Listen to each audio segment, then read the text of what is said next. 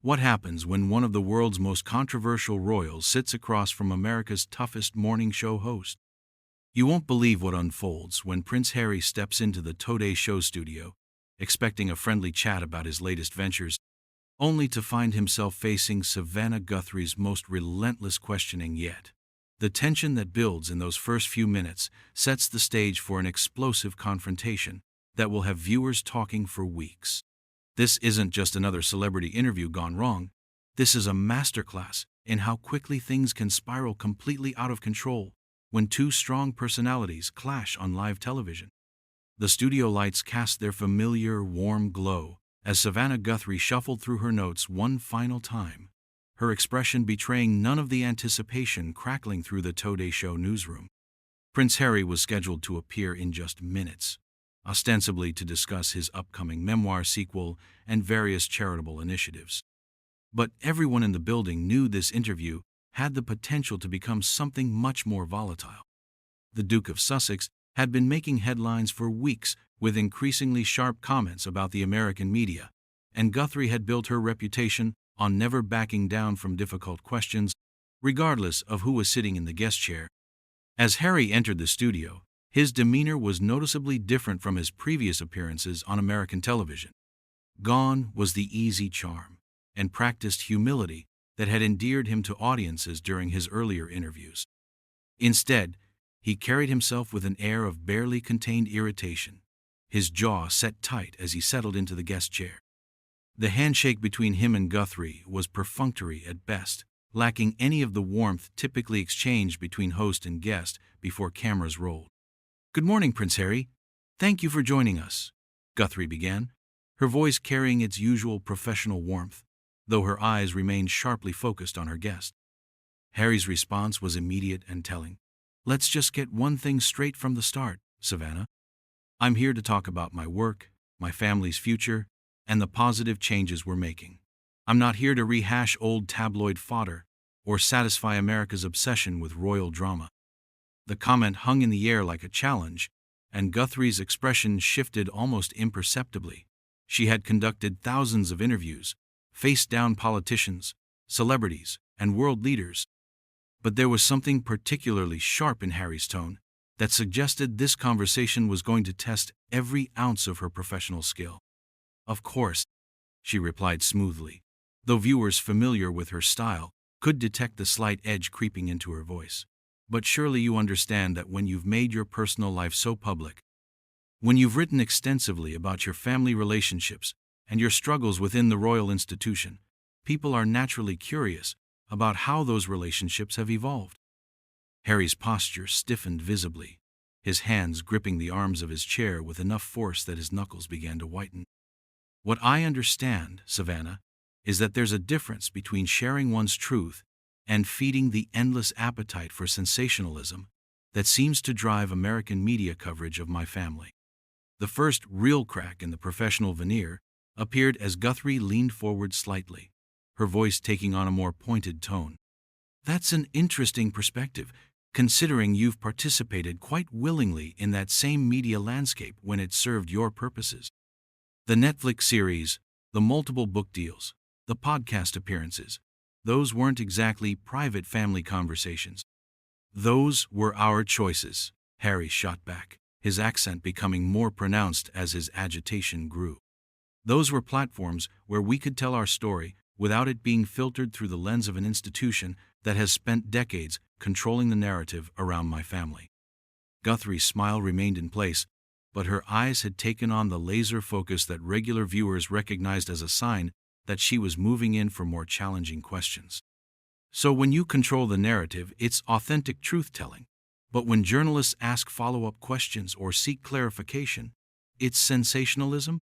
The question landed like a direct hit, and Harry's mask of composed irritation began to slip.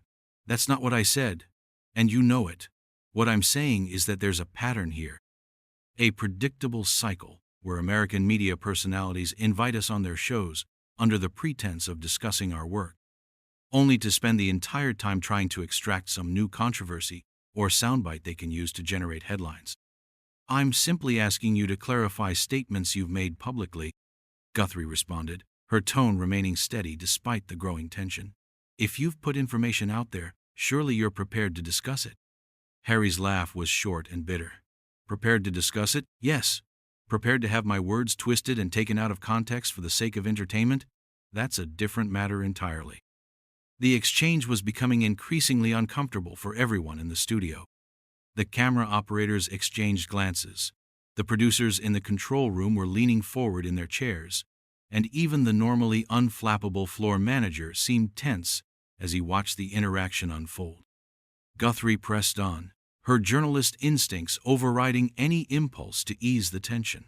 "Let's talk about your recent comments regarding the American press specifically.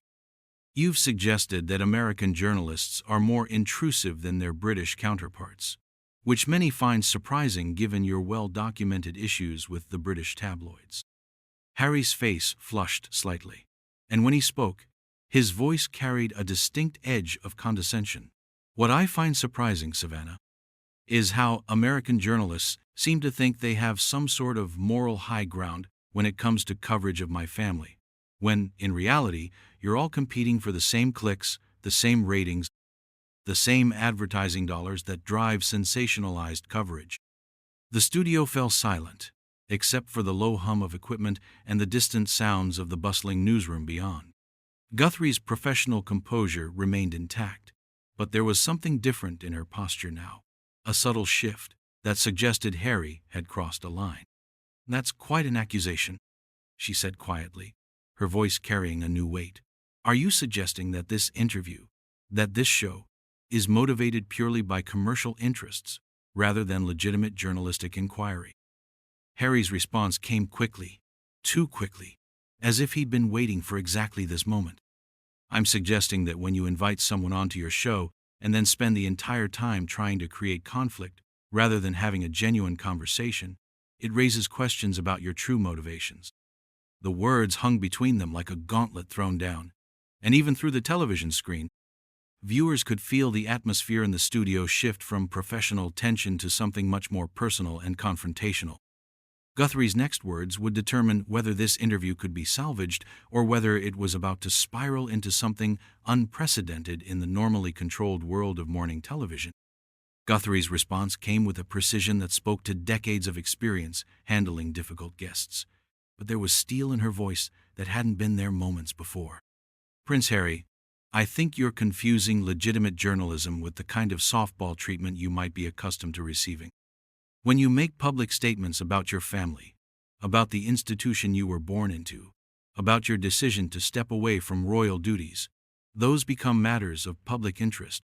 That's not sensationalism. That's accountability." Harry's face darkened, and he shifted forward in his chair, his entire body language changing from defensive to openly aggressive. "Accountability? To whom exactly, Savannah? To you?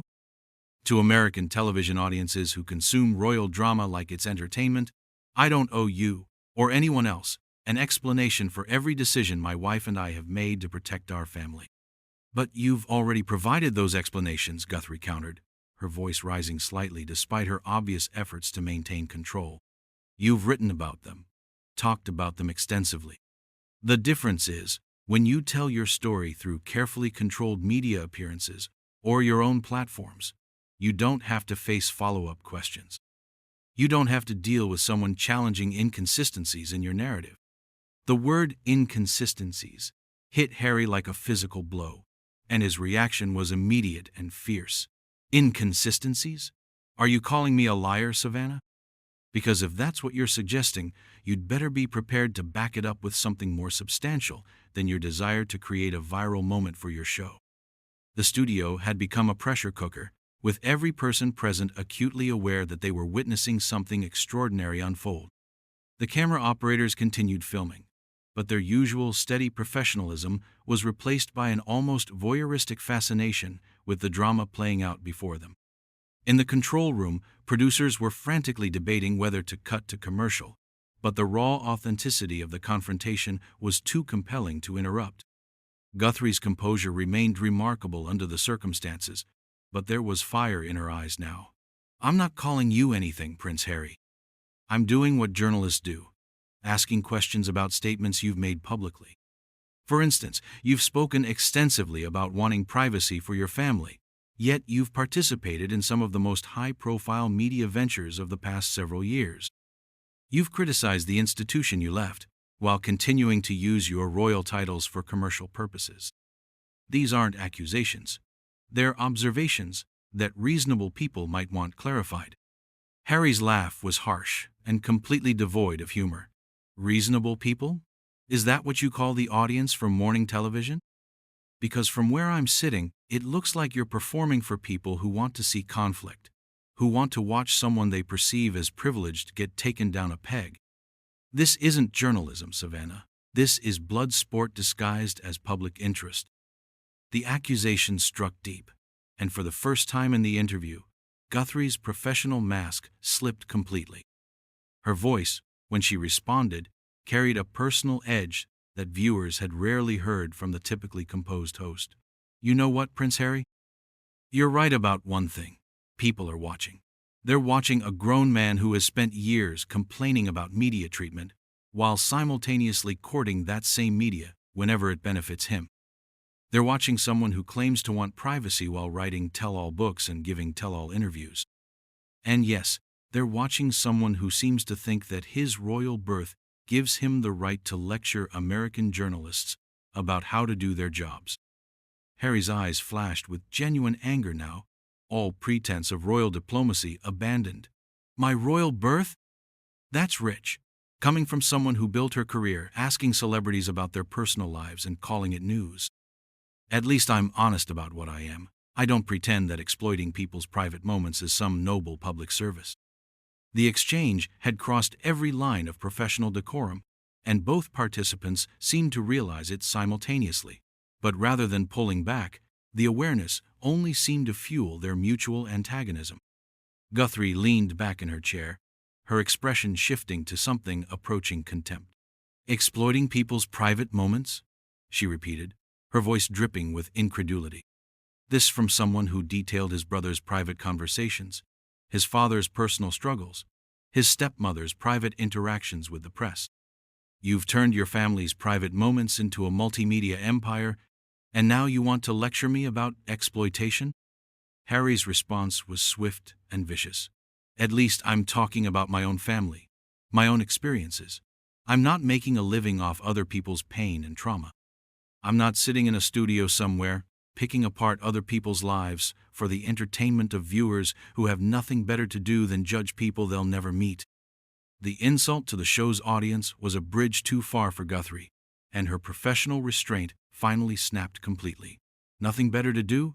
These are Americans who work hard, who face real challenges, who don't have the luxury of private jets and security details and multi-million-dollar media deals to cushion them from the consequences of their choices. They deserve honest answers from public figures who have benefited enormously from public attention.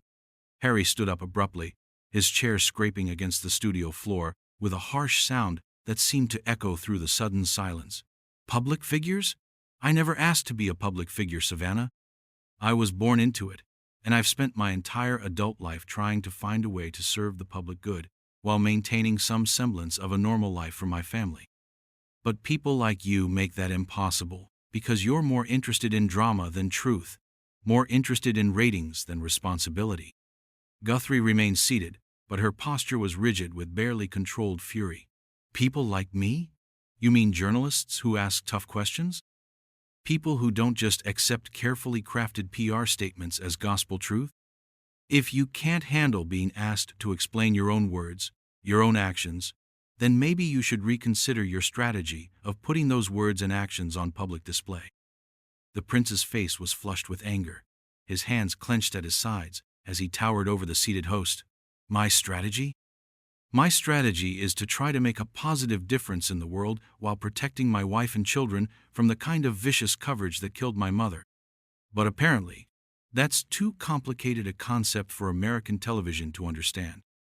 The mention of his mother's death sent a visible shock through the studio, and even Guthrie seemed momentarily stunned by the raw emotion in Harry's voice. But she recovered quickly, and when she spoke, her words were measured but devastating.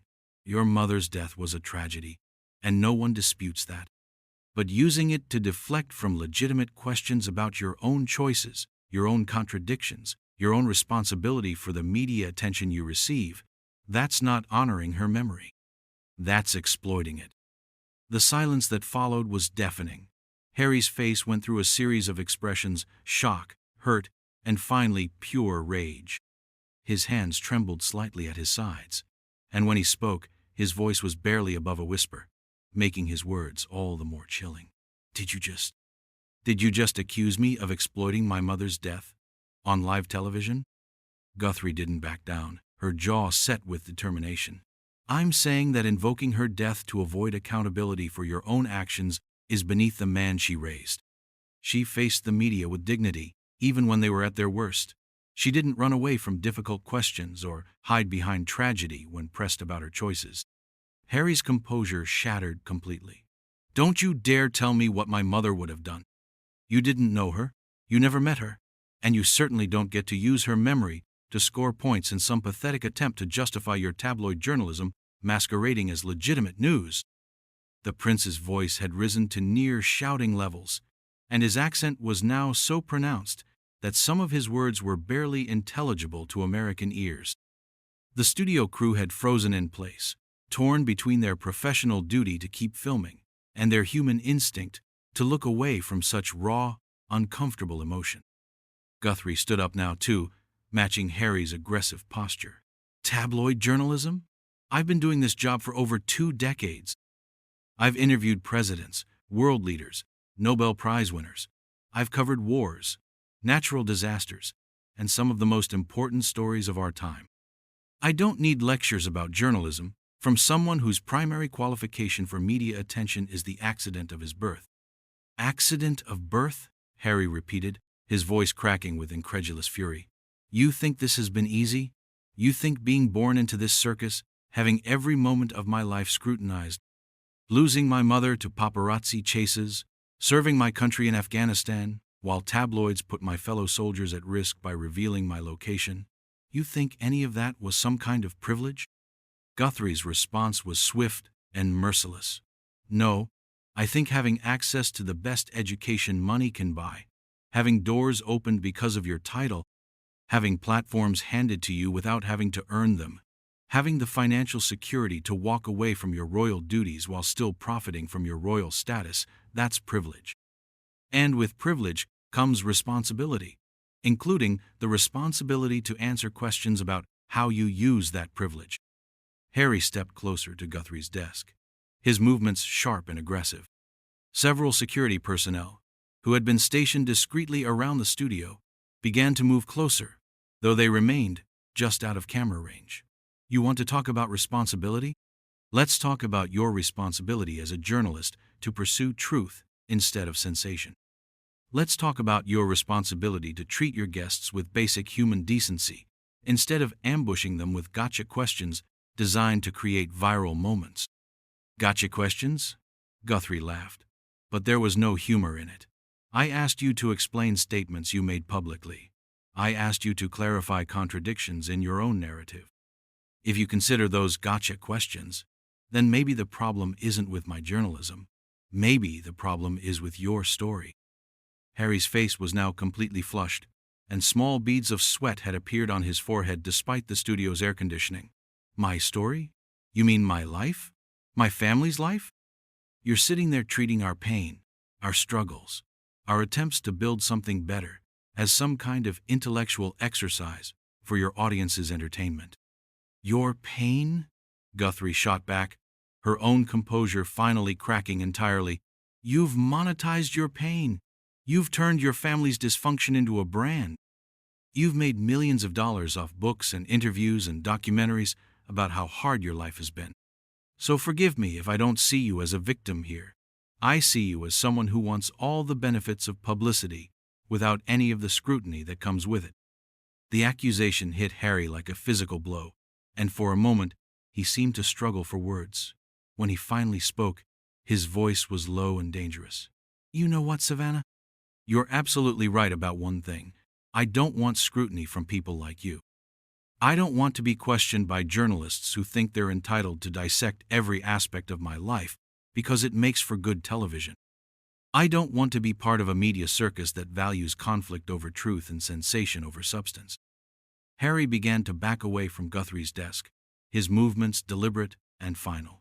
This interview is over. This whole charade is over. I came here thinking I could have a reasonable conversation about my work, about the causes I care about building bridges between our countries. But instead, I walked into an ambush designed to humiliate me for the entertainment of your viewers.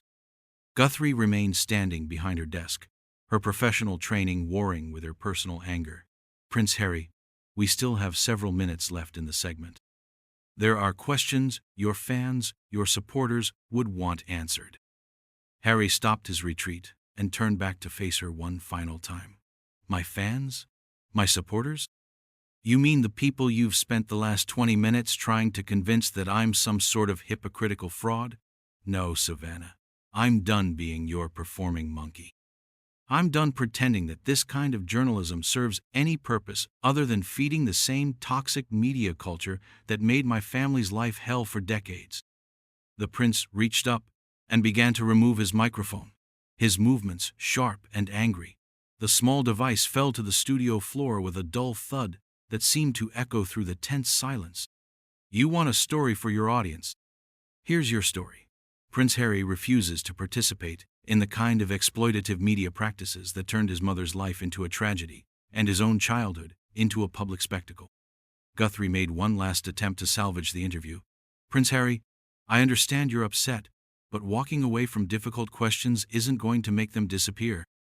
The American people deserve to hear your side of these issues. Harry's laugh was bitter and final. The American people deserve better than this. They deserve journalists who are more interested in truth than drama, more interested in solutions than scandal. They deserve media that elevates the conversation instead of dragging it down into the gutter for ratings. He turned toward the studio exit, then paused one final time. And you know what else they deserve, Savannah? They deserve to know that when someone comes on your show in good faith, trying to discuss serious issues and important work, they won't be ambushed by someone more interested in playing prosecutor than journalist. With that, Prince Harry strode toward the studio exit, his security detail falling into step behind him. The heavy studio door closed with a resounding thud, leaving Guthrie standing alone at her desk, the studio lights still blazing, the cameras still rolling, capturing her stunned expression as she tried to process what had just happened. For several long seconds, the only sound in the studio was the low hum of equipment and the distant murmur of voices from the control room. Finally, Guthrie turned toward the camera, her professional composure returning as she addressed the audience directly. We'll be right back after this commercial break, she said, her voice steady despite everything that had just transpired. But viewers could see the slight tremor in her hands as she shuffled her papers, the tight set of her jaw, the way her eyes seemed to be processing the magnitude of what had just unfolded on live television. As the cameras cut away and the studio erupted into a chaos of urgent conversations, hurried phone calls, and damage control planning, one thing was clear: morning television would never be quite the same.